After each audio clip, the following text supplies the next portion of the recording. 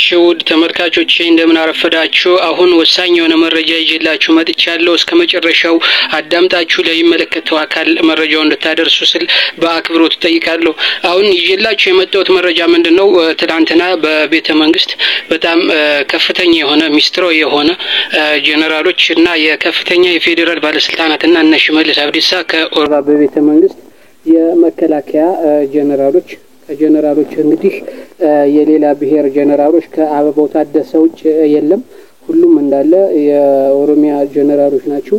ሌላው ከቤተ መንግስት ከፍተኛ አመራሮች ማለት ዳንኤል ክብረት አብይ አህመድና ምክትል ጠቅላይ ሚኒስትር ተመስገን ጥሩነህ የተገኙበት ሌላው የኦሮሚያ ክልል ከፍተኛ አመራሮችና የደህንነት አመራሮች ናቸው የተገኙበት።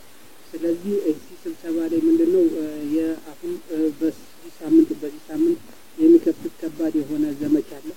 ወታደራዊ ዘመቻ አለ፣ የፕሮፓጋንዳ ዘመቻ አለ።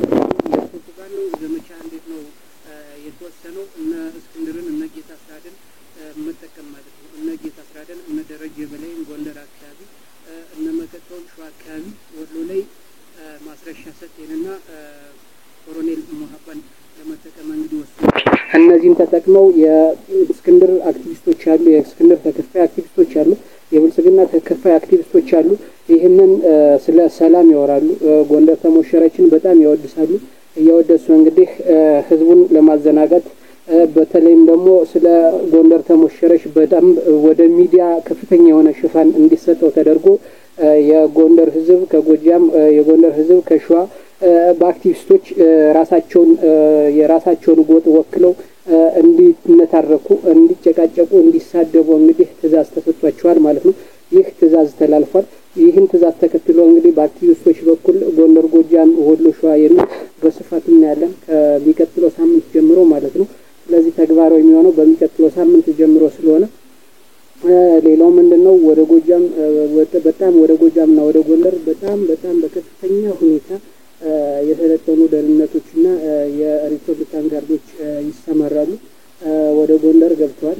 ስለዚህ ይህ ምንድነው እቅዱ ምንድነው? ጎንደርን ማዘናጋት ማለት ነው። ጎንደርን አዘናግተው እነ ሀብቴና ቋራካ ሳሙኤል ባለድልን መደምሰስ ማለት ነው የተያዘው እቅድ ማለት ነው። ሌላው ጎጃም አካባቢ በተለይ ዳሞት አካባቢ ሰሞኑን የሰሩት ፕሮፓጋንዳ አለ። ያንን ፕሮፓጋንዳ ተጠቅሞ ዳሞት አካባቢና ጎንደር ቋራና እነ ሀብቴ ያሉበት አካባቢ እንግዲህ ሙሉ በሙሉ መደምሰስ የሚል ዘመቻ ነው እንግዲህ ውሳኔ ነው ያስተላለፉት ማለት ነው። ስለዚህ በዚህ ምን ልናይ እንችላለን ለሚለው እንግዲህ የጎንደርን ህዝብ የአማራን ህዝብ ጎንደር ተሞሸረች በሚል አጀንዳ ሰጠው። የጎንደር ህዝብ ሙሉ በሙሉ ትኩረቱ ወደ ጎንደር ተሞሸረች አጀንዳ እንዲሆንና የነ ፋኖችን ትግል የመከላከያ የሚያከናውነውን የድሮን ጥቃት እንግዲህ ህዝቡ ትኩረት ላለመስጠት በዚህ በአክቲቪስቶች መከፋፈልና በጎንደር ተሞሸረች ህዝቡን በደንብ ቢዚ አድርገው እንግዲህ ስራቸውን ለመስራት ወስነዋል ማለት ነው።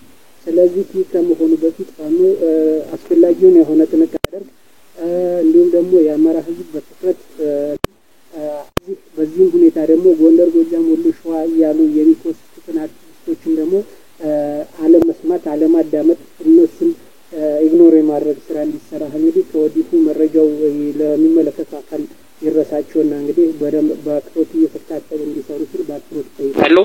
አመሰግናለሁ።